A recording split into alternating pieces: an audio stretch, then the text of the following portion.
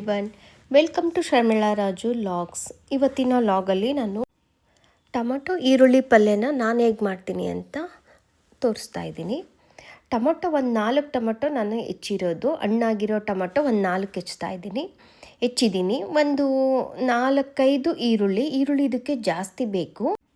ನಾನು ಈ ಪಲ್ಯಗೆ ಈರುಳ್ಳಿನ ಈ ಥರ ಉದ್ದುದ್ದ ಹೆಚ್ಕೊಳ್ತೀನಿ. ಒಂಥರ ಕೋಸಂಬರಿಗೆ, ಹೆಸರುಬೇಳೆ ಕೋಸಂಬರಿಗೆ ಹೆಚ್ತೀವಲ್ಲ ಆ ಥರ ಹೆಚ್ಕೊಳ್ತೀನಿ. ಈ ಥರ ಹೆಚ್ಚೋದ್ರಿಂದ ಈರುಳ್ಳಿ ಪಲ್ಯ ತುಂಬಾ ಚೆನ್ನಾಗಿ ಕಾಣುತ್ತೆ. ಇದನ್ನು ಟೊಮೊಟೊ ಪಲ್ಯ ಅಂತನಾದರೂ ಬೇಕಾದರೂ ಅನ್ನಿ, ಇಲ್ಲ ಈರುಳ್ಳಿ ಪಲ್ಯ ಅಂತನಾದರೂ ಬೇಕಾದರೂ ಅನ್ನಿ. ನಮ್ಮಮ್ಮ ಇದಕ್ಕೆ ಈರುಳ್ಳಿ ಪಲ್ಯ ಅಂತಲೇ ಹೇಳ್ತಿದ್ರು. ಈರುಳ್ಳಿನ ಸ್ವಲ್ಪ ಜಾಸ್ತಿ ಹಾಕಿ ಟೊಮೊಟೊನೂ ಜಾಸ್ತಿ ಹಾಕಿ ಮಾಡಬೇಕು. ಇದಕ್ಕೆ ಸ್ವಲ್ಪ ಎಣ್ಣೆ ಜಾಸ್ತಿ ತೊಗೊಳುತ್ತೆ. ಒಂದು 4-5 ಚಮಚ ಎಣ್ಣೆ ಹಾಕಿದ್ದೀನಿ. ಕಡಲೆಬೇಳೆ ಹಾಕಿದ್ದೀನಿ. ಈ ಪಲ್ಯಕ್ಕೆ ಕಡಲೆಬೇಳೆ ಚೆನ್ನಾಗಾಗುತ್ತೆ. ಮತ್ತು ಸಾಸಿವೆ ಜೀರಿಗೆ ಎಲ್ಲದಕ್ಕೂ ಒಗ್ಗರಣೆ ಹೇಗೆ ಹಾಕ್ತೀವೋ ಅದೇ ಥರನೇ ಸಾಸಿವೆ ಜೀರಿಗೆ ಒಗ್ಗರಣೆ ಹಾಕಿದ್ದೀನಿ.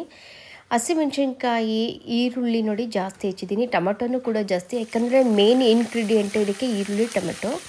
ಸೊ 1-2 ಹಸಿಮೆಣ್ಸಿನ್ಕಾಯಿ ಹಾಕಿದ್ದೀನಿ. ಕರ್ಬೇವಿನ ಸೊಪ್ಪು ಮತ್ತು ಈರುಳ್ಳಿ ಹೆಚ್ಚಿರೋದು, ಉದ್ದುದ್ದ ಹೆಚ್ಚಿರೋದು, ತೆಳ್ಳಗೆ ಉದ್ದುದ್ದ ಹೆಚ್ಚಿರೋ ಈರುಳ್ಳಿ. ಈ ಥರ ಹೆಚ್ಚಿದ್ರೇ ಈ ಪಲ್ಯ ತುಂಬಾ ಚೆನ್ನಾಗಿ ಕಾಣುತ್ತೆ. ಟೊಮೊಟೊ ಈ ಥರ ಹೆಚ್ಚಿದ್ದೀನಿ. ಒಂದು 4 ಟೊಮೊಟೊ, ತುಂಬ ಹಣ್ಣಾಗಿರೋ ಟೊಮೊಟೊ. ಸ್ವಲ್ಪ ಉಪ್ಪು ಹಾಕ್ತಾಯಿದ್ದೀನಿ. ಉಪ್ಪು ಹಾಕೋದ್ರಿಂದ ಟೊಮೊಟೊ ಸ್ವಲ್ಪ ಬೇಗ ಬೇಯುತ್ತೆ ಅಂತ. ಈ ಥರ ಸ್ವಲ್ಪ ಎಲ್ಲ ಕಲಕ್ಬಿಟ್ಟು ಮುಚ್ಚಿಟ್ಬಿಟ್ರೆ ಚೆನ್ನಾಗಿ ಮಾಗುತ್ತೆ. ಈಗ ಎಲ್ಲ ಮಾಗಿದೆ. ಇಷ್ಟು ಮಾಗಿ ಆದಮೇಲೆ ಸ್ವಲ್ಪ ನಾನು ಅರಿಶಿಣದ ಪುಡಿ ಹಾಕ್ತಾಯಿದ್ದೀನಿ. ಕೊಬ್ಬರಿ ಹಾಕಿದ್ದೀನಿ. ಹಸಿ ಕೊಬ್ಬರಿ ಹಾಕಬೇಕು, ಈ ಪಲ್ಯಗೆ ಚೆನ್ನಾಗಾಗುತ್ತೆ. ಹಸಿ ಕೊಬ್ಬರಿನೂ ಸ್ವಲ್ಪ ಬೇಯಿಸ್ಬೇಕು. 1-2 ನಿಮಿಷ ಹಸಿ ಕೊಬ್ಬರಿದು ಹಸಿದು ಹೋಗೋವರೆಗೂ ಬೇಯಿಸ್ಬೇಕು. ಅದಾದ ನಂತರ ಕೊತ್ತಂಬರಿ ಸೊಪ್ಪು ಹಾಕ್ತಾಯಿದ್ದೀನಿ. ಕೊತ್ತಂಬರಿ ಸೊಪ್ಪು ಕೂಡ ತುಂಬ ಘಮ ಘಮ ಅನ್ನೋ ಥರ ರುಚಿಯಾಗುತ್ತೆ. ಸ್ವಲ್ಪ ಸಾಂಬಾರು ಪುಡಿ ಹಾಕ್ತಾಯಿದ್ದೀನಿ. ಸಾಂಬಾರು ಪುಡಿ ಹಾಕಿದ ಮೇಲೆ ಸ್ವಲ್ಪ ನೀರು ಹಾಕಬೇಕು. ಕಡಲೆಬೇಳೆ ಹಾಕಿರ್ತೀವಲ್ವ, ಹಾಗಾಗಿ ಸ್ವಲ್ಪ ಕಡಲೆಬೇಳೆ ಬೇಯಲಿಕ್ಕೆ ಸ್ವಲ್ಪ ನೀರು ಹಾಕ್ತಾಯಿದ್ದೀನಿ. ಈ ಪಲ್ಯ ಏನೂ ತರಕಾರಿ ಇಲ್ಲ ಅಂದಾಗ, ಬರೀ ಟೊಮೊಟೊ ಈರುಳ್ಳಿ ಇದೆ ಮನೆಯಲ್ಲಿ ಅಂದಾಗ ಈ ಪಲ್ಯನ ಆರಾಮಾಗಿ ಮಾಡ್ಬೋದು. ಚಪಾತಿಗೆ ಅಂತೂ ತುಂಬಾ ಚೆನ್ನಾಗುತ್ತೆ ಈ ಪಲ್ಯ. ಈ ಪಲ್ಯನ ನಾನು ಆವಾಗವಾಗ ಮಾಡ್ತಾಯಿರ್ತೀನಿ. ಯಾವುದೂ ತರಕಾರಿ ಇಲ್ಲ ಅಥವಾ ನಂಗೆ ತಲೆಗೆ ಏನು ಮಾಡಬೇಕು ಅಂತ ಹೊಳಿಲಿಲ್ಲ ಅಂದರೆ ಬೇಗ ಈ ಪಲ್ಯನ ಆರಾಮಾಗೆ ಮಾಡ್ಬೋದು. ನೋಡಿ ಇಷ್ಟು ಚೆನ್ನಾಗಿ ಬರುತ್ತೆ. ಈಗ ಚಪಾತಿ ಪಲ್ಯನೆಲ್ಲ ಬಡಿಸ್ತಾ ಇದ್ದೀನಿ. ಜವೆ ಗೋಧಿ ಚಪಾತಿ ಆಗಿರೋದ್ರಿಂದ ಸ್ವಲ್ಪ ಕಲರ್ ಡಿಮ್ ಇರುತ್ತೆ ಇದು.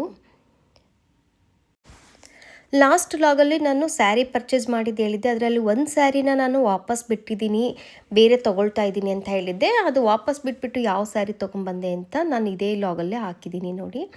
ಈ ಸ್ಯಾರಿ ತೊಗೊಂಡೆ, ಆ ಸ್ಯಾರಿನ ಬಿಟ್ಬಿಟ್ಟು ತುಂಬಾ ಚೆನ್ನಾಗಿದೆ. ಇದು ಕಾಂಜೀವರಂ ಸ್ಯಾರಿ ಚೆನ್ನಾಗಿದೆ. ಕೊಡ್ತೀನಿ, ತುಂಬ ಚೆನ್ನಾಗಿರೋದೆ ಕೊಡೋಣ ಅಂತ. ಯಾಕಂದರೆ ತುಂಬ ಹತ್ರ ರಿಲೇಟಿವ್ ಮದುವೆ ಆಗಿರೋದ್ರಿಂದ ಈ ಸ್ಯಾರಿನ ಚೆನ್ನಾಗಿರೋದೆ ತೊಗೊಂಡೆ ನಾನು. ಸ್ವಲ್ಪ ಕಾಸ್ಟ್ಲಿ ಆಗುತ್ತೆ. ಇದು ರೇಟು ಕೂಡ ತೋರಿಸ್ತೀನಿ. ನಾನೇನು ರೇಟ್ ಹೇಳೋದಿಲ್ಲ, ತೋರಿಸ್ತೀನಿ ನೋಡಿ. ಅಷ್ಟಿದೆ ರೇಟು. ಚೆನ್ನಾಗಿದೆ, ತುಂಬ ಸಾಫ್ಟಾಗಿದೆ. ಸುಮಂಗ್ಲಿ ಶಾಪಲ್ಲಿ ತೊಗೊಂಡಿದ್ದು, ಹರ್ಷ ರೋಡಲ್ಲಿ, ಮೈಸೂರಲ್ಲಿ. ರೇಟು ಈ ಥರ ಇದೆ ನೋಡಿ. ಸ್ಯಾರಿ ಇದು ಟೆಂಪಲ್ ಡಿಸೈನ್ ಇರೋದ್ರಿಂದ ತುಂಬಾ ಚೆನ್ನಾಗಿ ಕಾಣ್ತಾ ಇತ್ತು. ಇದೇನು ಕಲರ್ ಕಾಣ್ತಿದ್ದೇನೆ ವಿಡಿಯೋದಲ್ಲಿ ಸೇಮ್ ಕಲರೇ ಇದು. ಒಂಥರ ಪಿಂಕಿಶ್, ಡಾರ್ಕ್ ಪಿಂಕಿಶ್ ಇದೆ. ತುಂಬಾ ಚೆನ್ನಾಗಿದೆ. ಇದು ಒಂದು ಸ್ಯಾರಿ ಪೆಟಿಕೋಟು ನಮ್ಮಮ್ಮನಿಗೆ ಬೇಕಿತ್ತು, 8 ಪೀಸ್ದವ್ರದ್ದು. ಸೊ ಅವ್ರಿಗೆ 8 ಪೀಸ್ ಅಂದರೆ ನನಗೆ 7 ಪೀಸ್ ಬೇಕು, ಅವ್ರಿಗೆ 8 ಪೀಸ್ ಬೇಕು. ಅವ್ರದ್ದು ಈ ಕಲರ್ದೊಂದು ಮೈಸೂರು ಸಿಲ್ಕ್ ಇತ್ತು. ಸೊ ಇದನ್ನು ತೊಗೊಂಡೆ ನಾನು, ಕ್ಲಾತ್ ಚೆನ್ನಾಗಿದೆ ಅಂತ. Thank you for watching. Take care.